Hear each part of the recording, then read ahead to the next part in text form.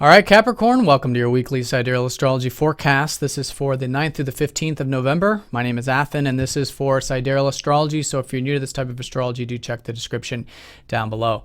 Capricorn, a lot of easy aspects this week. And as you know, easy aspects are about utilizing that energy.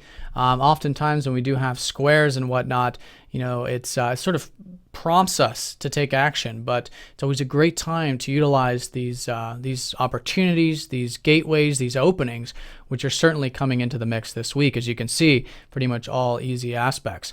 So a lot of them are sextiles, and in fact, it's involving one particular event, and that's the new moon with Mercury very close by to it. So you have a new moon here in your 10th house of career, of legacy, of your future, of your public image here on Wednesday. And I think naturally on Monday, with Mercury shifting into Libra, your 10th house, right at the beginning of the week, you'll probably be thinking more about it, maybe implementing it on more of a practical level. And it's a great segue into these both short-term 2 weeks and long-term 6-month beginnings involving that 10th house. So what's creating all those sextiles mostly is the fact that we've had Pluto and Jupiter trining each other, and now the new moon and Mercury are going to be right in between that trine. Double sextile from both planets. So this has been expansion for you to connect to the deeper aspects of life, everything that's very meaningful to you, that openness, that depth in life, and expanding on that. It's very positive, in fact. A benefic like Jupiter helps us, in this sense, transform and helps us heal in a way that normally might be very challenging, can be at the very least, quite informative. We can learn a lot about it and work with the easier energies of it. So that's been Jupiter in your 8th, expanding what's really meaningful and opening up the depth of who you are, both for yourself and in interrelationships. Now, with that also, Pluto's been in your 12th, and Pluto's been changing your psyche. It's all behind the scenes. It's your spirituality. This has been over many, many years. And it's essentially your spiritual you that's been changing. Maybe even spiritual philosophies lately with this aspect. But in either case, powerful change now available and opening there for the career 10th house stuff, as well as more opportunities and expansion with that, with the sextiles up to Jupiter. But it's all coming from the 8th house and the 12th house, very spiritual, very watery areas of life. So going deep, diving deep, all of that, I think you'll find very, very supportive to these new beginnings.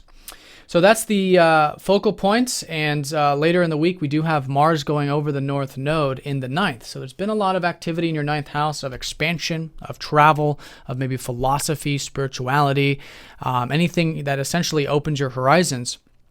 And now you've had, last week, you've had Venus and Mars go into that 9th.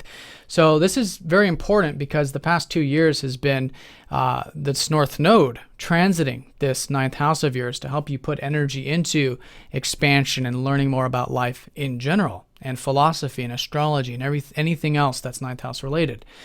So now a very mundane energy with Venus and Mars here, meaning a very daily sort of energy. And with Mars in particular, a lot of momentum, a lot of drive, a lot of intention to be placed this week involving that expansion. Could be an outlook on life, philosophy, could literally be traveling, what have you.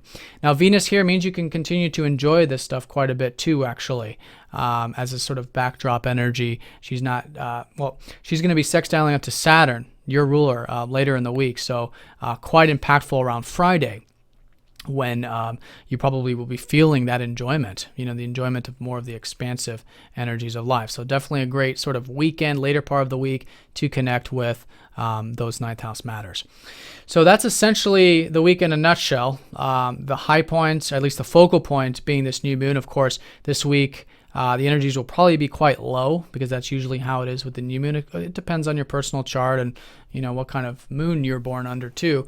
But reflection, introspection, planting those new seeds around the 10th. Then over the next couple weeks, you'll notice more of that energy building as you approach that full moon there.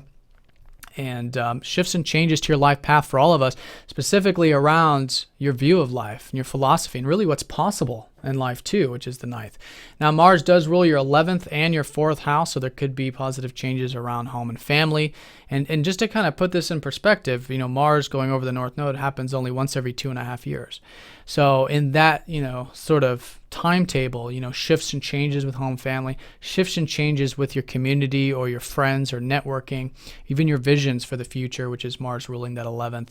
And with Venus, Venus sextiling Saturn, you could be feeling quite good when it comes to your self-expression. And there could be a lot of good productive energy for your career also, since Venus rules your 10th. All right, Capricorn, so I hope you guys have a fantastic week. Thanks for watching, and I'll see you all next time. Take care.